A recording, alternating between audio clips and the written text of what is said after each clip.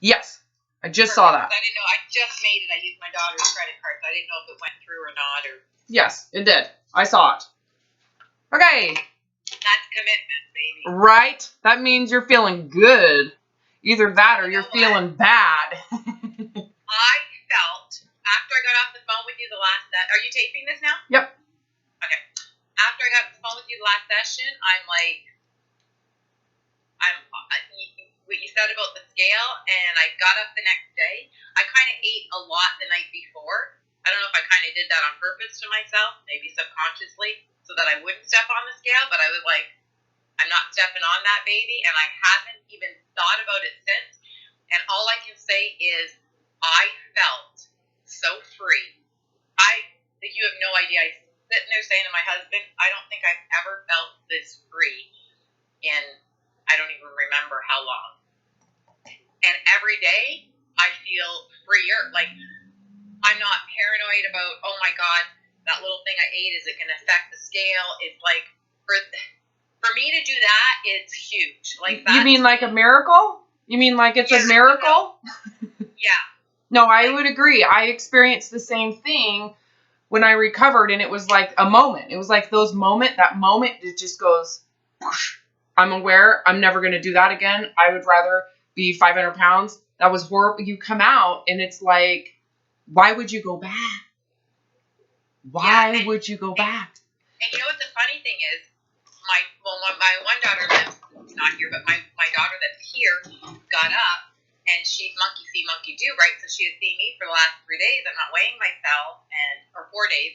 And she came down yesterday, and I looked in the garbage, and her batteries for her scale are in the garbage, and her scale's put away.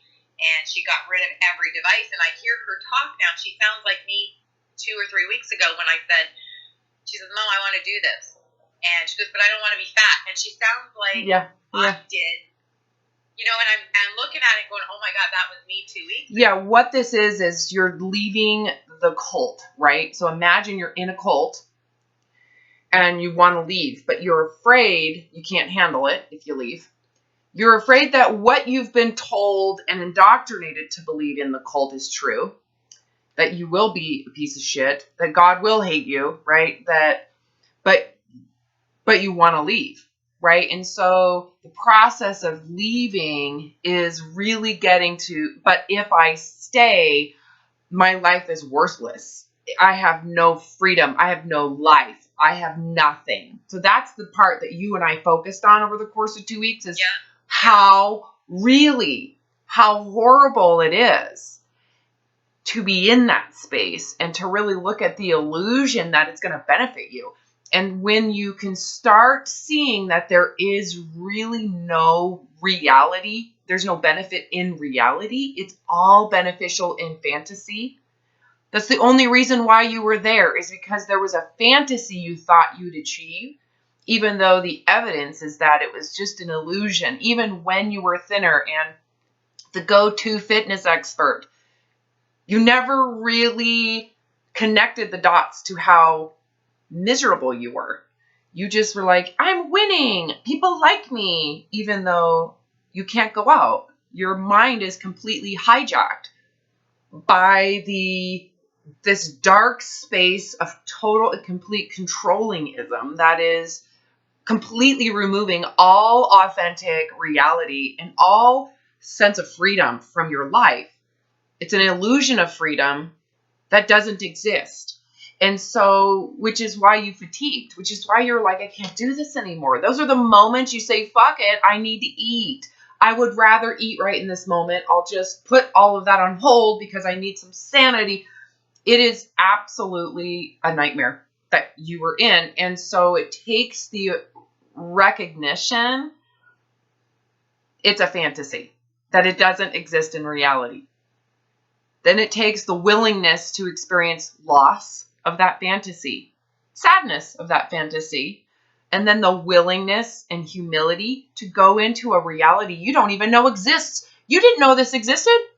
I didn't tell you this existed. I just said you'll feel freedom. Yeah. It's not like it's not like I had a program that said, here's what we're going to do. This is exactly the steps you're going to take, and you're going to get the freedom that you think is over there. You didn't know this even existed. So right? You don't know until you get here, and you're like, oh my God, Yeah. I didn't even know this Like existed. I don't even know what my body's gonna, because I'm eating, like this morning for breakfast, I had cornflakes and banana. I don't ever remember ever.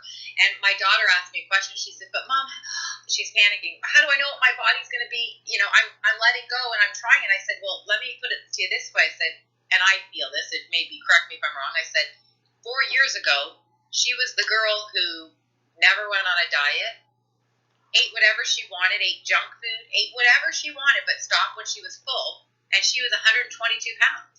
Yeah, well, that's the reason why she was safe is because she, in that space, felt her body was superior and that it could handle that.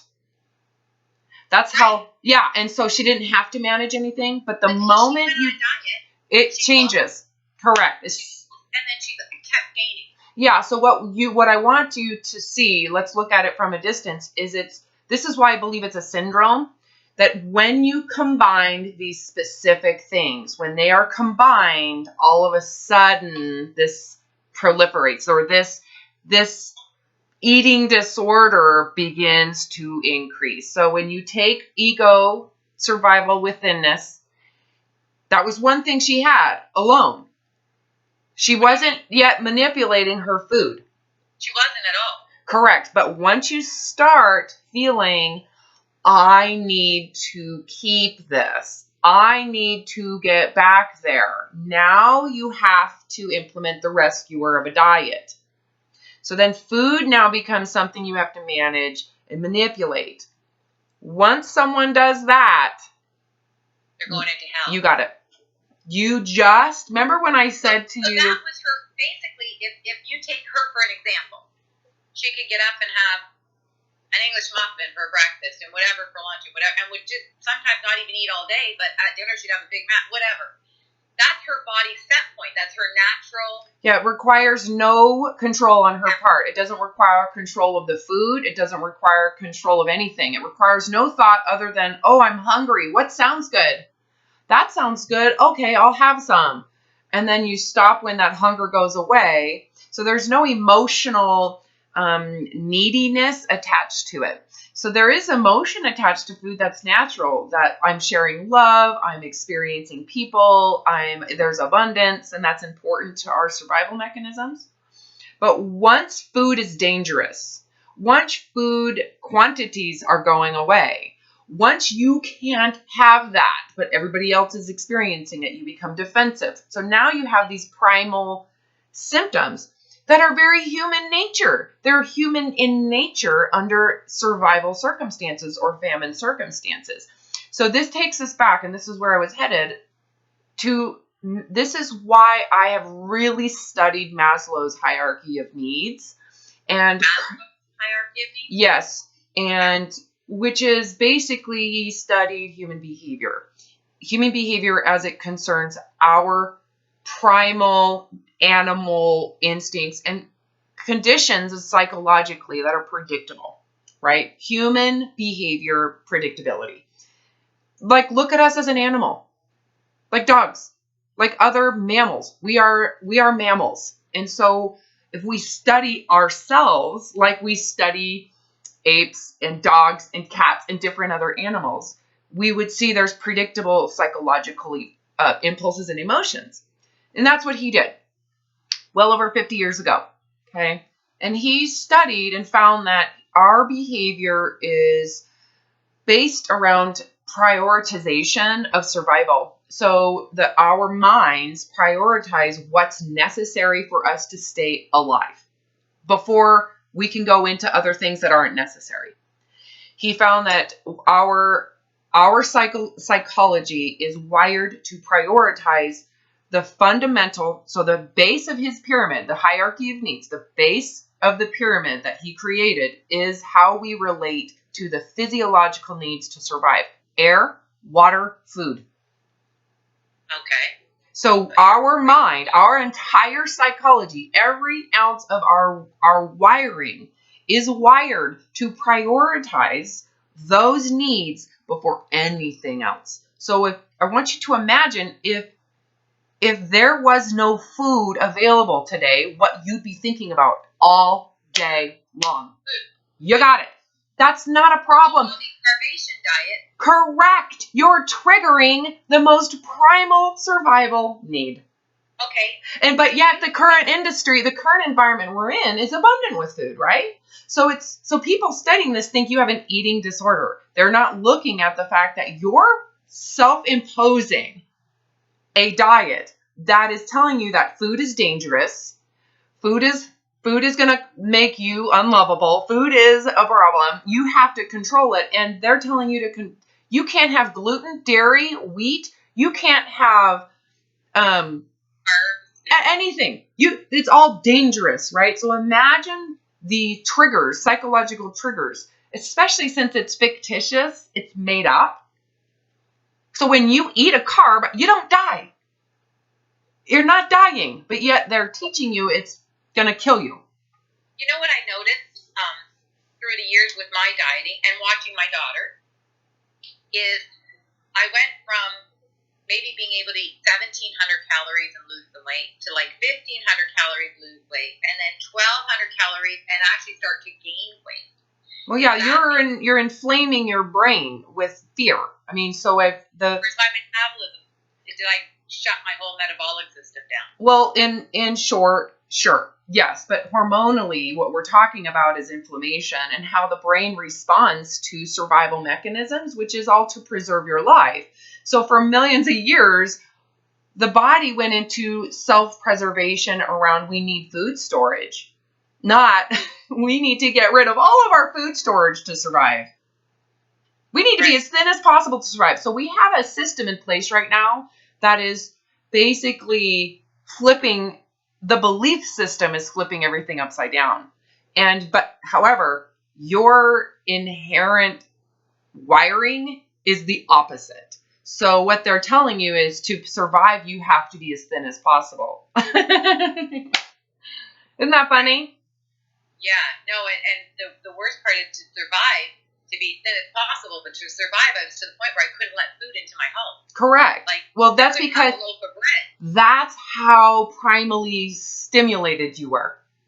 Yeah, it's agitation. It's going against your wiring. It is not inherently wired to starve. You're not wired to want to starve at all. So when you look at anorexia, anorexics completely avoid reality. They cannot exist in reality. They create a vacuum around themselves. And then they promote themselves as superior human beings because it is narcissistic. So I want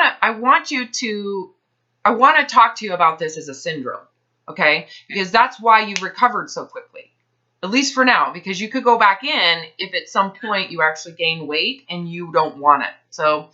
Oh no, I feel, especially the first few days, I feel extremely bloated, and I can feel my heaviness.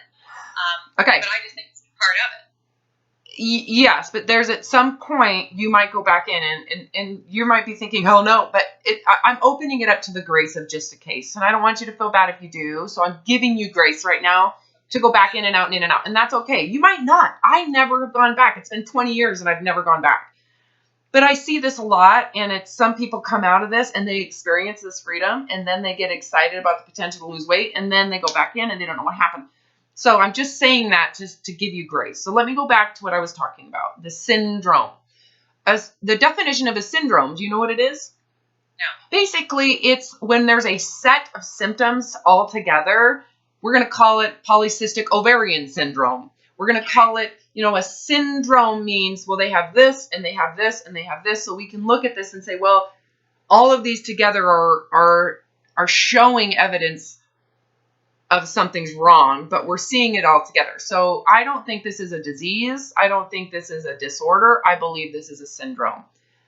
One of the reasons is with a syndrome, once you change the pieces that are combined, once it unravels, it all unravels.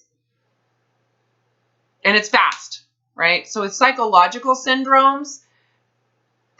Psychological syndromes like Stockholm syndrome or battered wife syndrome doesn't really respond to like antidepressants. It doesn't respond. So a lot of people out there are being given antidepressants for eating disorders, and it doesn't change anything other than they're just numb. They're emotionless. They're still believing what they need to do, and they're still doing what they're doing. It doesn't do anything, right? I want you to go back into where you were and tell me, if someone gave you an antidepressant, would it have changed anything? Nothing. I know, because you still wanted to be thin. It can't. The only way it could have done anything for you is if it removed your want to be thin. Yeah. No pill could do that. That's your ego. That's your survival need. It takes food thoughts out of my brain. Well, the food thoughts can't go out of your brain, and they wouldn't have gone out of your brain until you lost the desire to be thinner. So how do you get rid of food thoughts if your goal is to be thin at all times? Or restricting. Well, right. You see how you have to have a desire to be thinner to even have the need to restrict. So until you get rid of the desire to be thinner, the restrictions cannot go away. All food is a threat. Okay, so going back to the syndrome. Maslow's hierarchy of need, the foundation of our psychological wiring as animals is to preserve food, right? Food, water, physiology. We don't have an issue with water, so clearly you don't have a water disorder, okay? There's no issues with air. You're not obsessed with the cleanliness of the air right now, right? But you clearly have a threat to food, or had, okay? So the second hierarchy of need that he talks about is environmental. You know, do I have enough shelter? Do I have clothes for the environment? Do I have a place to sleep, a safe place? Safety in your environment. Okay, do I have a place to go urinate and go potty in privacy? Okay, all of those are, like important. You don't have issues there, at least that I know of, right? The third hierarchy of need is really, really instrumental in this, because this is where I believe the syndrome begins. The third hierarchy of need is our pack animal needs and the desire to feel safe in our tribe or our pack. And the way that manifests is through a sense or desire to believe that we are a positive aspect of our tribe, that we have something to give, that people honor what we have to give, that we are lovable, inherently lovable, and people will love us. So it's a sense of safety with people that we live with, and our culture, okay? If you look at that one in particular, you could say that yours was also being triggered because you didn't feel lovable unless you were specifically a certain thinness. My mom told me when I was a kid, I remember the first boy that liked me in school, I was like, oh, I don't like me, I have thick glasses. And she said, you have thick thighs. Yeah, like there's something wrong with that. And then you're like, but there's something wrong with me. So there's that I'm not lovable. There's an inner need to feel lovable. And so if you are not securing that sense of lovability within yourself, you're going to want others to validate it for you. So if you don't have a sense within yourself of your benefit to humanity, you're going to seek it. You're going to need someone to say, we love you. We like you. You're good enough. So you're constantly going to be seeking others to validate it. So you could say that because you didn't feel intrinsically valuable for whatever reason, because your mom didn't, she used extrinsic values to feel good enough, So you could feel sorry for her that she lived with us, primal urge of fear to be rejected, abandoned, and disapproved of. And it sucks. So in our current belief system, women in particular, men are too, there is this belief that you are only lovable if you're sexually attractive. If you can make a man's penis hard, you are valuable. So it's very misogynistic. Okay, and you could look at this and say, oh, well, that's been going on for millennia. And it's changed the body image. You can look at Egyptians and you could see the way they did it and how they used hair. And you can look at just, different tribes in different countries with the ring neck, the rings around the neck. And Then you can look at China for well over 1,000 years, binding women's feet to see how small we could get them. And they literally would praise women as the most valuable if they could get their feet between 3 and 4 inches. So they became physically paralyzed, basically. Not paralyzed. They became physically disabled to prove that they were valuable. So you can look at how this need. Say that again? What a waste of our life. Well, yeah, because what you've experienced is modern day body binding. And the way you bind isn't with wrap, although those do exist. It's with restricting food. So can you see how now what you're doing is to feel lovable within yourself? You are using an extrinsic dogma or doctrine. So it's not coming from within, it's coming from without, to try to secure that third hierarchy of need. And the way that they're selling it is by disrupting your first hierarchy of need. You are taking two needs and competing against each other. One is smaller than the other. Food will always win out. You're saying I'm taking the need of food for survival and competing to getting a praise to say, you look great, you look this, and I'm trying to go against what this should be to get this. With a lesser. So your need to feel lovable is a need. It is a survival need. But it's a smaller need. So you know how things go in circles? If you look at looping, there's never any real equilibrium. Because your need for food will always win out. Always. Unless you starve to death. Which is what anorexics do. They hide, though. They have to eliminate reality for them to do that. So in essence, what they've done is flipped it around. They've said your need to feel lovable is more important than food. Okay. So they flipped it around, and it won't work. Correct. And so the other part of this is that you are dependent on someone outside of yourself, whether it's a person or an entity or a system, to tell you you are lovable. So there's the problem. That's the core of the problem. It's not the dieting. The dieting is like a third tier down issue. The real issue is that you do not feel that you have, in your truth, if we talk about the truth within you, you think it sucks. You think you're inherently a piece of shit. Unless I look a certain way. Well, that's the way you're coping with that feeling. Oh, I see what you're saying. Yeah, because you could transfer it to religion right now and be fine. You could think, well, I'll just go into zealotry religion, and that's what I'll do to feel good about myself. I'm going to buy nicer cars. That's what I'm going to do to feel good about myself. So you're compensating. You're trying to find a way to prove I'm not happy within. Correct. You need to secure that third hierarchy of need with your truth. Stop lying about it.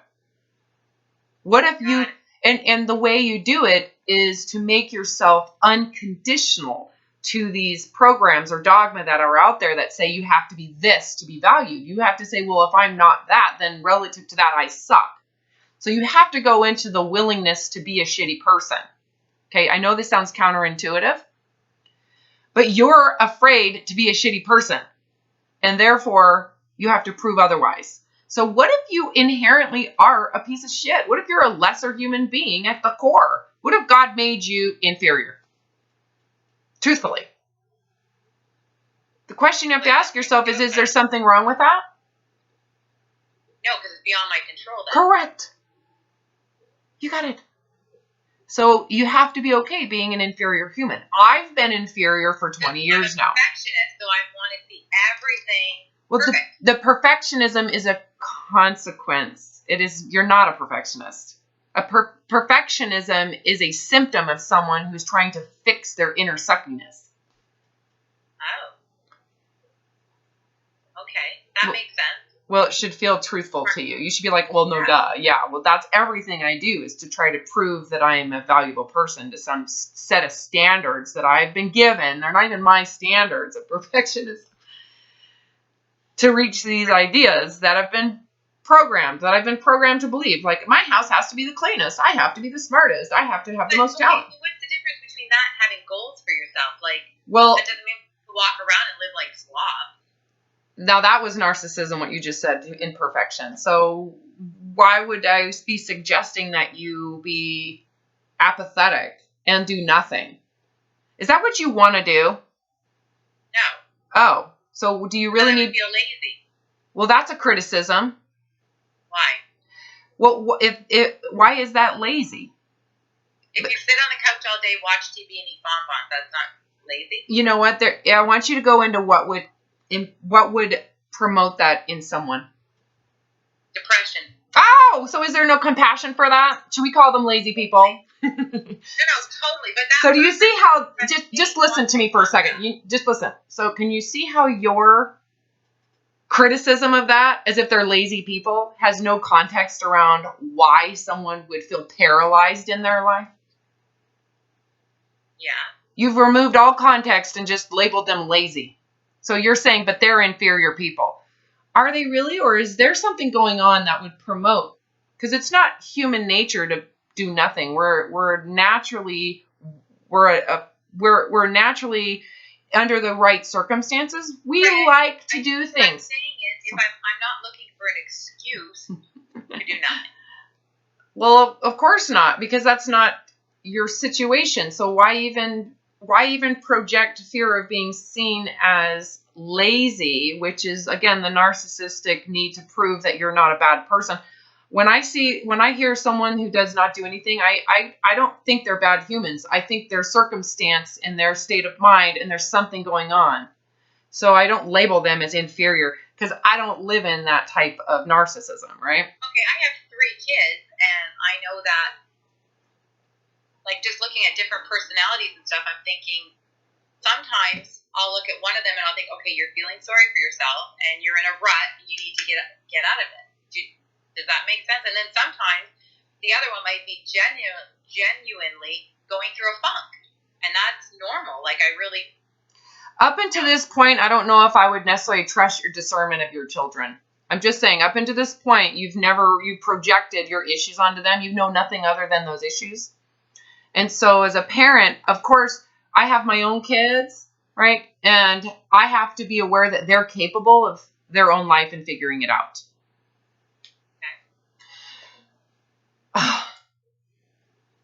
This is going to hold you back right here. What part? This whole idea that we have to have a way to improve who we are to really improve who we are. That is the system that you believe in that makes you think you suck inherently. So in order for you to feel that you suck within, how do you come to that conclusion?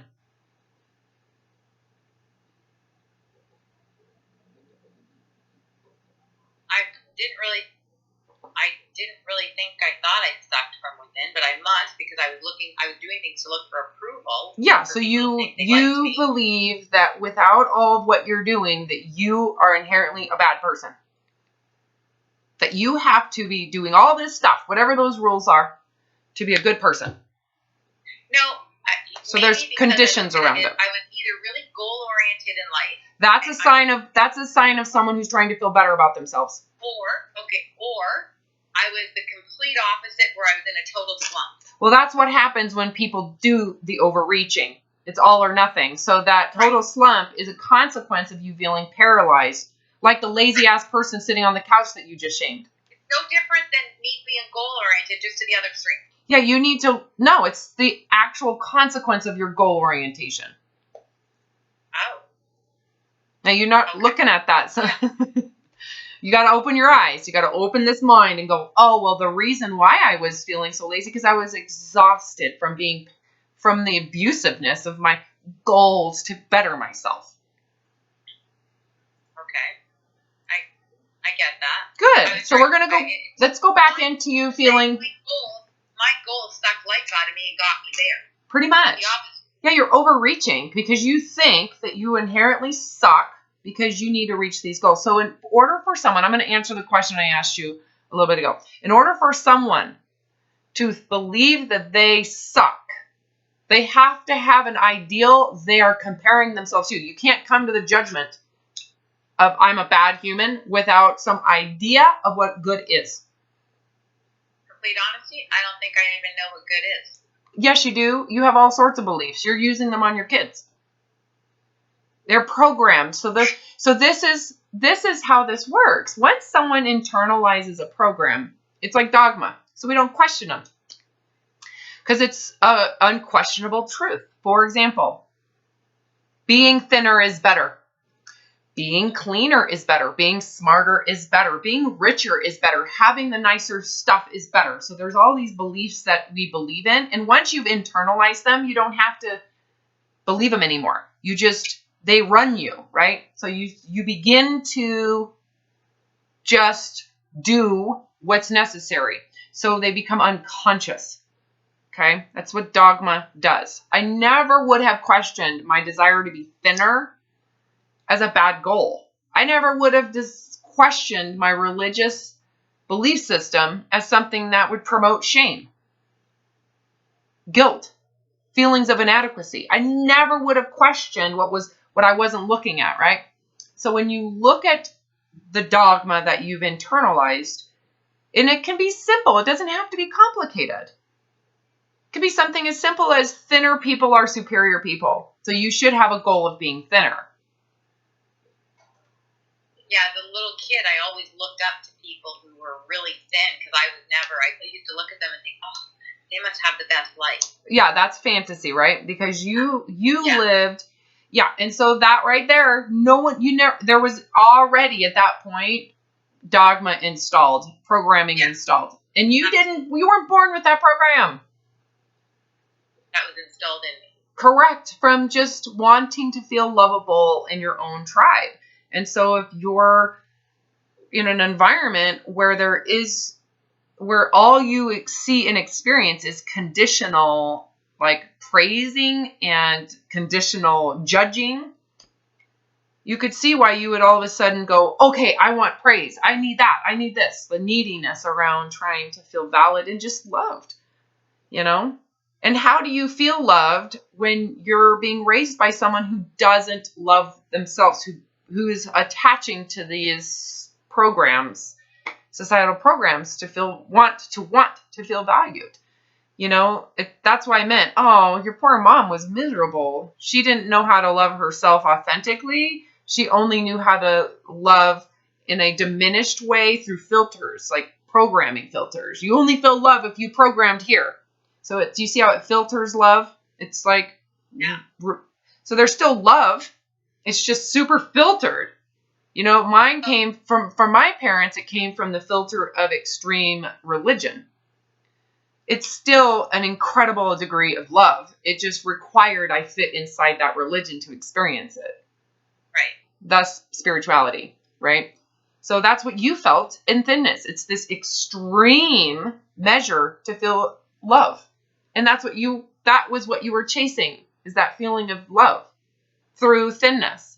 Problem is that it requires you stay in misery to achieve that goal. So going back to the concept of what about goals? Well, it really is a matter of context for why you are setting yourself. What are you doing with that goal? I have a goal right now of completing this book. Why? What's the point? Is it accomplish something? No, my God, I would never do that. Are you kidding me? Finish it. If I'm baking cookies, if I don't put them in the oven, I'm not finishing it. You would put them in the oven it's not about accomplishing something.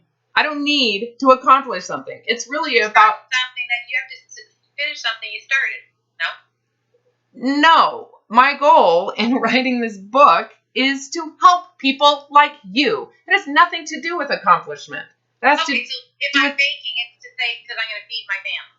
Yeah. Because I enjoy it. Because I enjoy it. Even if you don't want to feed your family, it's because I enjoy the process.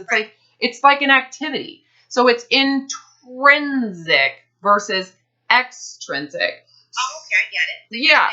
You you go for a walk, it's not to lose weight, it's because you actually enjoy the fresh air. Correct. Why do you have to improve yourself? That's a bunch of, that's just ridiculous.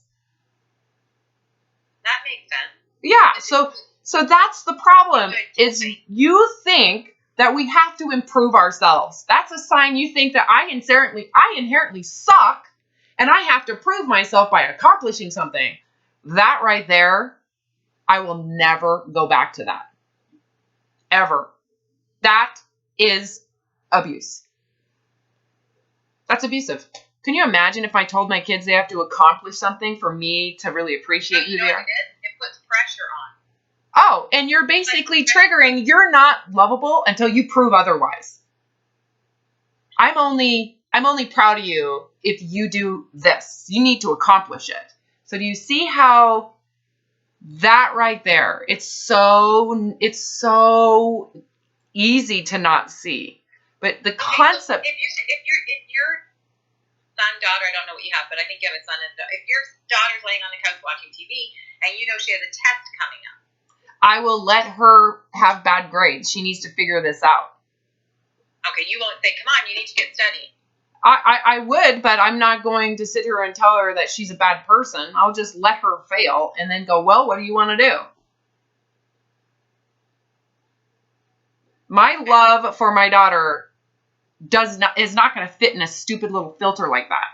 That's ridiculous. No, either is mine with my kids, but I'd be saying, come on, you got to get studying.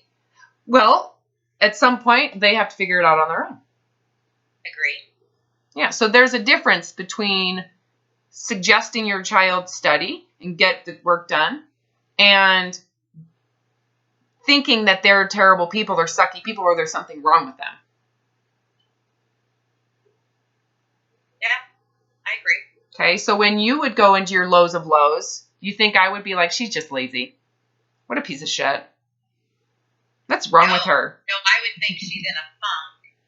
Because there is way more to this than her. The picture of her sitting on the couch, for someone to just say, oh, she's lazy, is ignorant and has karma that's going to come back.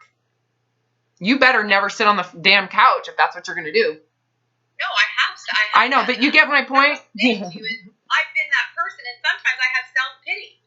Oh. I'm saying that because I've lived it. I'm saying it because I believe you, and you probably felt terrible about yourself in those moments. Yeah, it's like just life sucked. Yeah, well, that's your karma.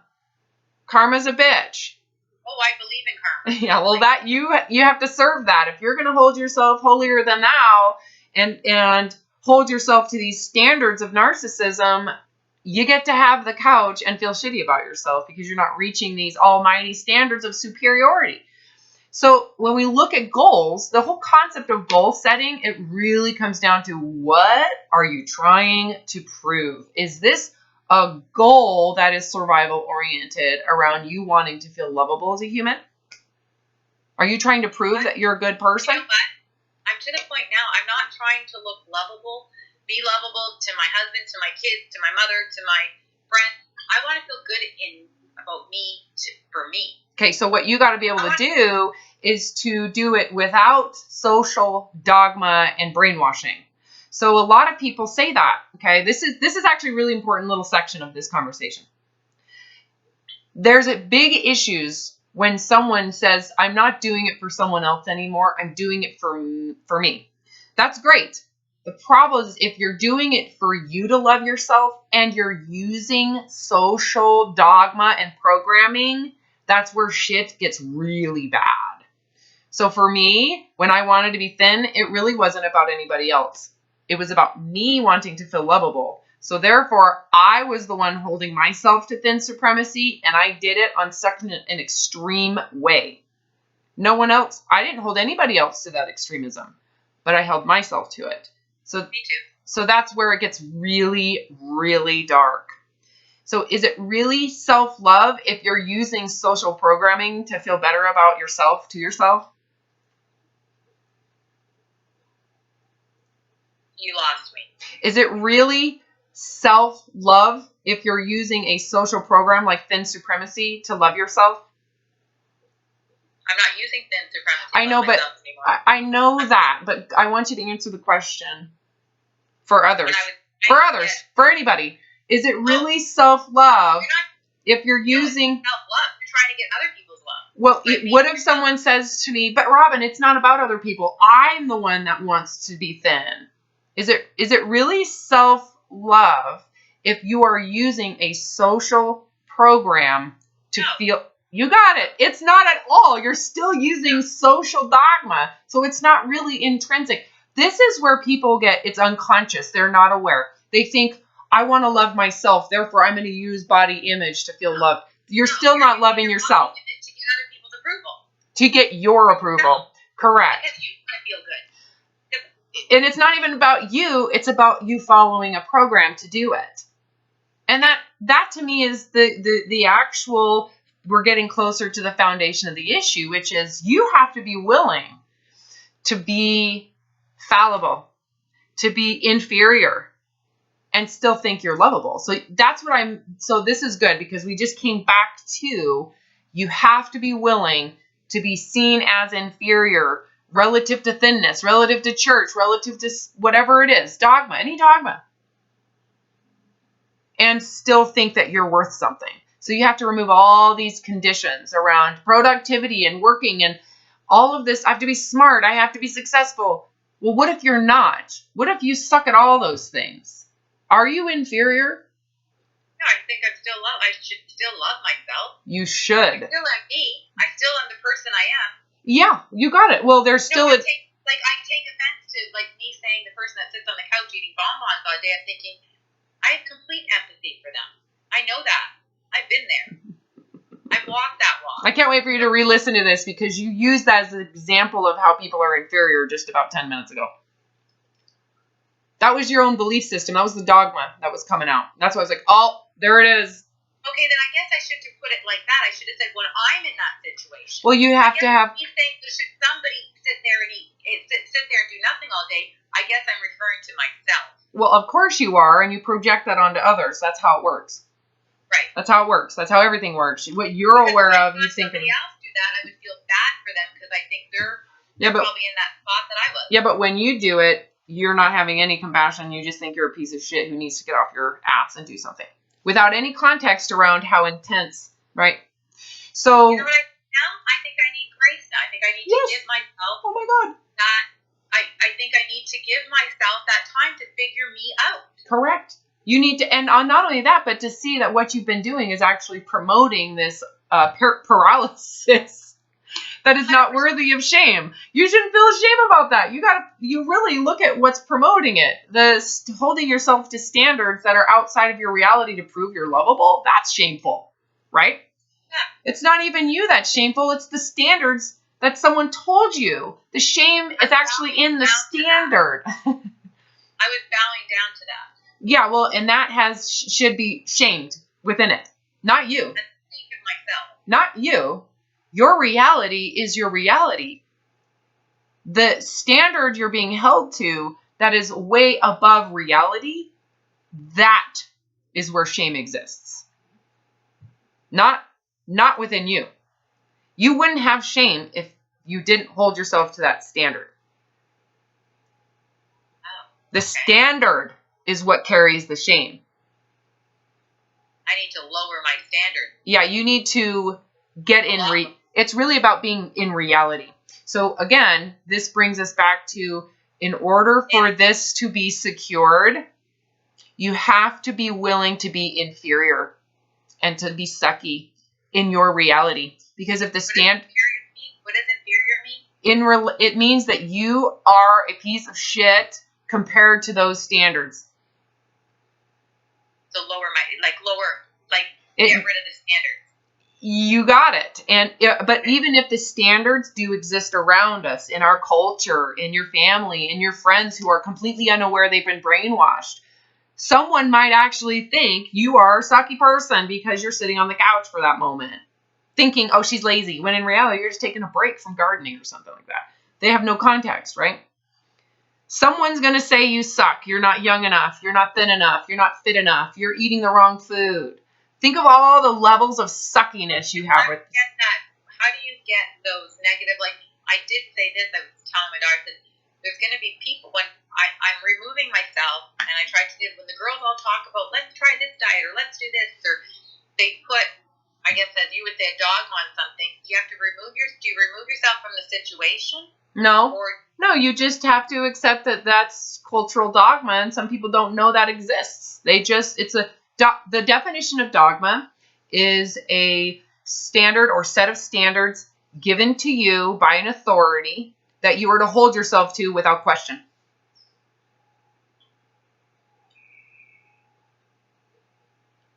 I have to re-listen to that. Okay. I'll say it again. It is a standard or set of standards given to you by an authority. Again, given to you by someone outside of you that you think is better than you. And you're giving them authority over you to tell you what you need, standards you have to be and reach, and parameters you need to reach in order to feel lovable. It is a set of standards given to you by an authority that you're not to question. Pretty scary that somebody can have that much control over our mind.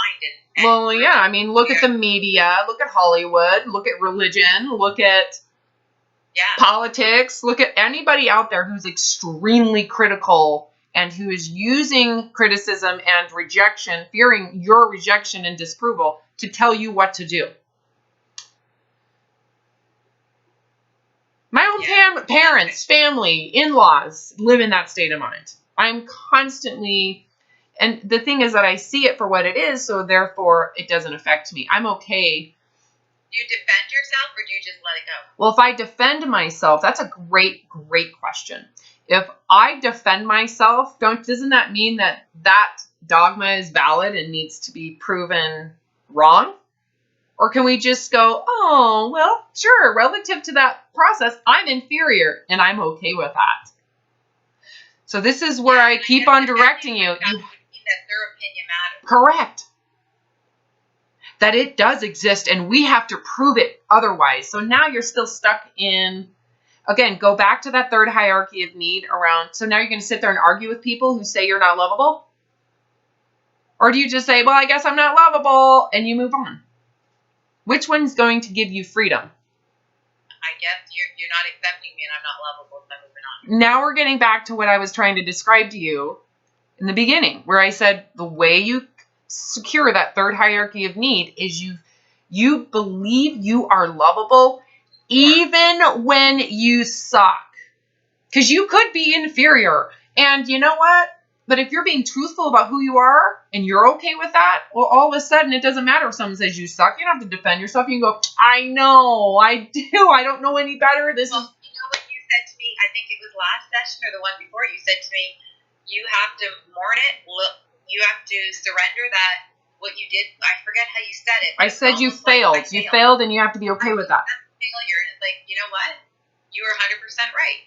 Yeah, and so that's how you do it. You say, I am a failure. I'm doing the best I can with what I'm aware of. And if that's not good enough, I'm okay with that. I don't have to meet some standard that someone else wants me to meet. They have their own life. They can hold themselves to that standard. I'm going to hold myself to what feels good within me. So I am. That might be great for them. Yeah. Some might feel great with that. And that's what they should do. I just can't live that anymore. You got it. You got to live from within the heart. So if just going for a walk is good enough for you and brings you joy and pleasure and being in nature, isn't that what you should be able to do? It's your awareness. This is your consciousness. This is your connection with the earth. A great example is last night, and why I brought up going for a walk was, in my mind, I was thinking, oh, I think I'm going to go on the treadmill for a half hour or whatever. I get a great workout on the treadmill as opposed to outside. And I was like, you know what, though? I want to walk outside because it's so nice out and I want the fresh air. Like, I want to feel that fresh air. Yeah. And I went for a walk and I'm thinking, yeah, this is what I really wanted. Yeah. Yes. To connect with nature and to be outside. Just to breathe the air. Couldn't even care about the nature yesterday. I just wanted, it was a crisp day out and I thought, I want to feel that. Okay. Well, that's nature to me. All that is included. Okay. So I was just thinking, I want that fresh air, whatever, which is totally opposite. I mean, you gotta understand, the last couple weeks, I am going against everything I ever believed or I thought was right. I'm the complete opposite. Complete. From what I'm putting in my mouth think it's almost like, you know what it is? Not a snowball effect. It's like you said about the unraveling. Yeah, it happens and it goes away. It's like this poof, it's gone. Every area of my life. Yeah, that tells you, what does that tell you about those rules? They didn't just affect one area. They affected this huge matrix. It was like, whoosh. Yeah. And so that's understandable under survival mechanisms. If you're under a sense of threat to survive, it's going to impact everything. So going back to this third hierarchy of need, the key here is that you feel lovable even if you are criticized as a failure. Even if you fail, even if you try something and you do your best and it sucks. You know what the funny thing is? You just said, even if you're criticized as a failure, the only person that would ever criticize me as a failure is me. Okay, and you are using standards based on dogma to come to that conclusion. So it is not you, it's the dogma that is criticizing you. So that's important. I'm thinking, nobody's going to say to me, I'm really disappointed in you, or you shouldn't be doing this, but my standard of what I created. No, you didn't create that standard. The dogma created the standard. You internalized it. That's called brain washing. Yeah. So you're not realizing that it's coming from within, from what you took from without. Correct. You took from the outside. Correct. They call it internalization. Once someone believes dogma that was given to them by an authority, once they believe it and they internalize it, it is now their belief. That connected like the scale session. Correct.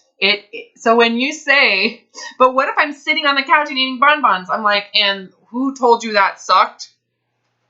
Right. Not you. Yeah. You just believe it. You believe that shit. Right, because as a kid, if I was sitting on the couch, it would be like, get your lazy butt up. Correct. And that was your mother fearful of being criticized by other people's dogma around work. And we can look at that and go, well, that makes sense. They were children of the Depression era. Right. So that's why I have it in my dogma is what I've created from what I've learned. Yeah, and it's not my dogma.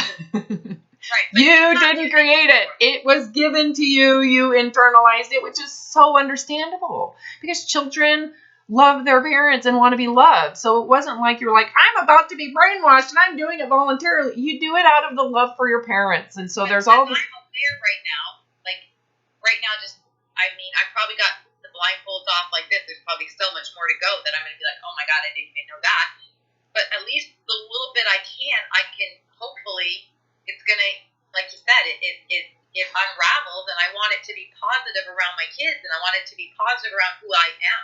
Yeah, well, this section of, this is a great video for your kids to listen to. Last video, just have them watch these videos. But yeah, I mean, to look at what we've internalized, we've never questioned it, ever. And the things we internalize become unconscious because we don't have to learn it. We already integrated it. And then it runs our behavior or runs our survival mechanisms, right?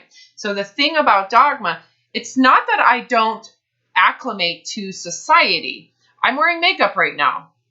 I have long hair, right? This is super like women who have long hair, shit like that. The difference is I don't need it to feel good about who I am. I could shave my head right now. I don't wear makeup at different times.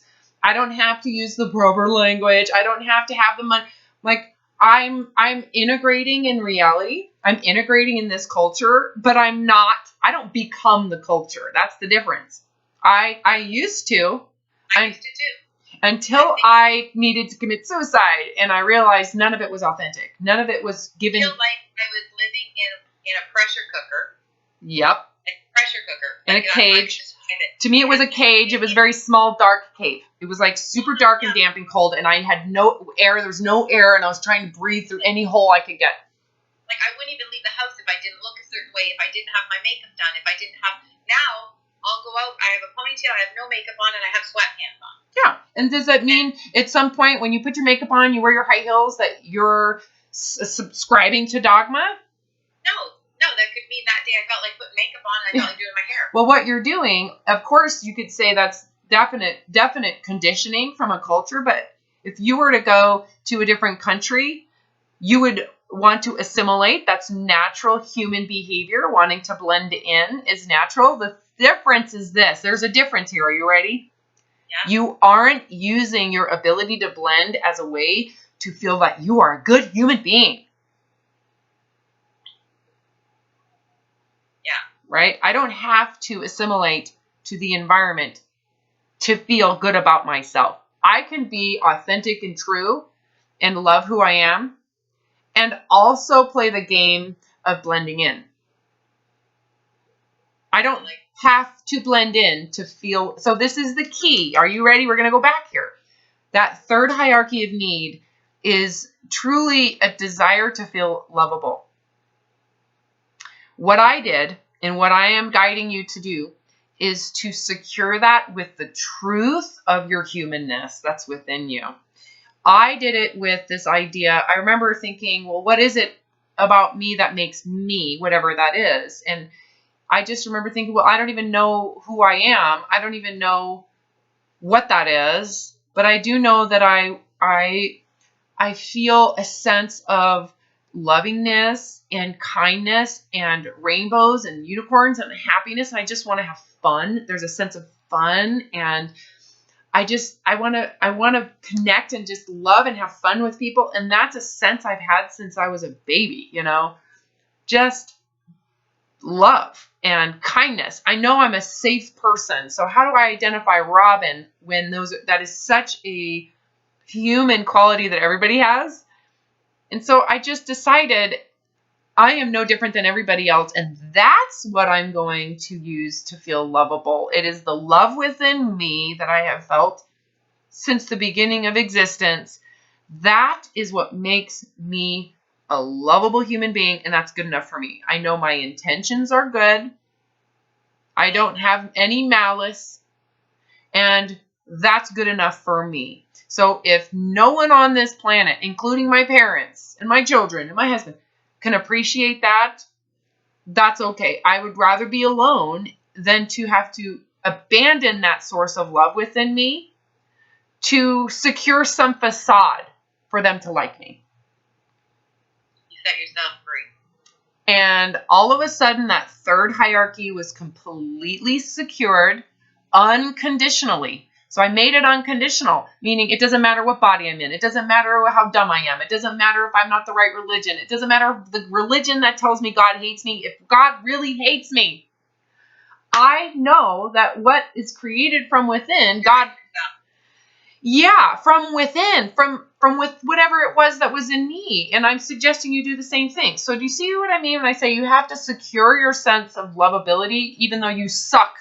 Everywhere you go, someone's going to think you suck, and you are actually not going to be the right person, and you aren't going to get the job. And I might write this book, and it may not do anything, and people might hate it. I don't care. I'm writing it from my love within me, and that's good enough for me. Got it. What that does is, first of all, now what's the point of trying to lose weight? Right, because if you're okay with you just the way you are, it doesn't matter what you weigh. Yeah, and within whatever body I'm in. So I am not the body either. So it was like, well, I am the love that I experience. I'm the lovingness that's there. That's me. So then if I'm in a body that's a paraplegic, what changes? Nothing. If I lose my hair, if I become obese, still you. If I'm living by the lovingness from within me, I'm okay. That's good enough for me. So what that did, because I don't live in famine, because I have a bathroom, I live in a first world environment, it has allowed me to rise my level of awareness and consciousness above survival mode. So I'm no longer a human in lower states of survival mode. And are there anything that can do to check, like, is it due to daily affirmation? No, that would, if I have to do an affirmation, that means I'm trying to cope with my no. Did you, like, when you were going through your recovery, did you, that day you surrendered to that too? Like, is there anything I can do to self-check that I'm like, you like, go I feel into like your, I'm doing you, something. so what I'm instructing you to do is actually go into yourself and ask, if I fail at everything, am I lovable? The question can't be just in the mind. You can't just say, well, of course I am. That's like a mental. Well, I feel it. I feel that I'm a lovable person. So Like, I are feel like I you love still myself. lovable if you don't accomplish anything? If you are doing the best you can? Because my core is good. Like, I Okay. don't have, So once that's secured, that should open your mind to really question then what is life about? yeah. Like, I think if somebody can't, and forget even somebody, I know down deep what kind of person I am. I know who I am. So you have to validate. That's what I like about me. Yeah, you have to validate that yourself. Right? So once you validate that, what happens to your need for your husband to do that? Yeah, it doesn't matter. No, because you are honoring yourself within yourself. And it's not a narcissistic, self-righteous promotion. It's just honoring the truth and using that to navigate your connections with people as a pack animal. Being able to love yourself. Oh, yeah. So what's amazing is when you actually feel that like nurturing motherly love for yourself, is that you're going to come to realize you've never loved anybody. It's always been under conditions. It's always been filtered love. And then you become aware of how much you actually do love other people and you want them to be honorable to themselves as well. So once you honor that within you, it becomes this thing that you just want everybody to feel. It's hard to, and you just feel connected to complete strangers because you know that within them is that's within you. It's, now I sound a little crazy, but no, you don't. No. Because you feel it within yourself and you honor it within yourself without conditions. You don't have to be the most amazing expert. You don't have to be the best at yoga. You don't have to do shit. It exists at all times, regardless of the environmental conditions. Like, you know how I feel, and I kind of get what you're saying. It's like when I stopped weighing myself and I felt that freedom. Oh my God, I can't even tell you. It's like I wanted to take that great feeling I had and implement it in everybody I knew that's stuck in this vicious thing. It's like I wanted to say, stop. You don't even understand. Yeah, but are you aware that nothing you say can get them to stop what they're doing? I know, because I'm hearing my daughter going, okay, I'll do it, but, and I said, take the butt out of there. Like, give yourself that grace to figure it out. And I'm thinking, oh my God. So I just wish I could, and I hope that's where I get to with this self-love. I hope next week when I talk to you, I go, Robin, like, this has changed in me or that's changed in me, because I could not relate to what you were saying about feeling free. That was just a word you used. Yeah, until you could experience it. Until I literally, when I tell you from within, in my stomach, in my core, where I was like, it's almost like I was holding my breath for years, and I breathed, and I felt free.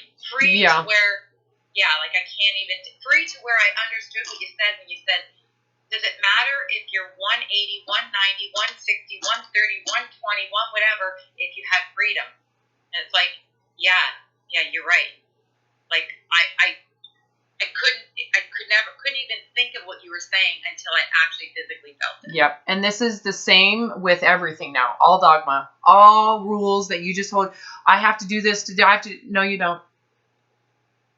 Yeah. You can completely unprogram. And what we're essentially doing is unprogramming you and starting at zero. So you have a clean slate of nothing.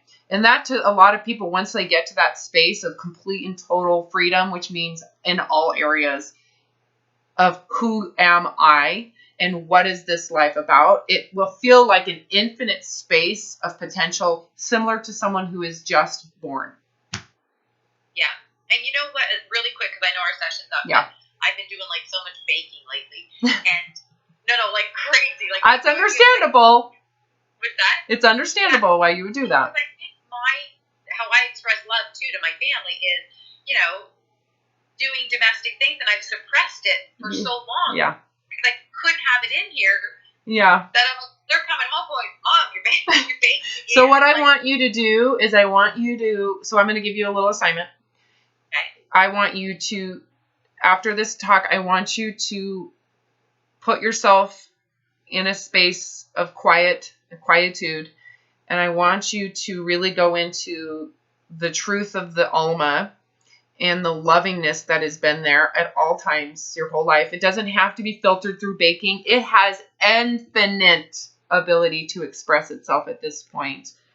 Just being there with your child and loving the essence of who they are with no conditions. They can do and be and learn and live their life, and you will love them without conditions. They could go in jail and you'll be there every fucking day. Not that you want that, but it's like looking at your husband as a complete and separate individual than you, and knowing that within him exists this lovingness that is there, and that you will witness it, and you love, and it's like super connected from the heart, from here. You need to do it for yourself first. So that's where I want you to go into a space, and I want you to really connect to what that is. That is not your body. It's not your name. It's not your gender. It's nothing that has to do with your body. It is this sense of soul that is permanent. So much more power. Oh yeah, and what you need to do is be okay with what is infinite potential within that, which can feel vulnerable because there's no rules, there's no guides, there's no dogma anymore to guide you. It's that sense of goodness from within that guides you. You can't even claim it as who you are. But it is there, and that's what guides you. That's what I call integrity. So I'm using this integrity to guide me. It's not my integrity. I didn't make it up. I didn't create it, right? Okay. I like that. All right, let's schedule our follow-up.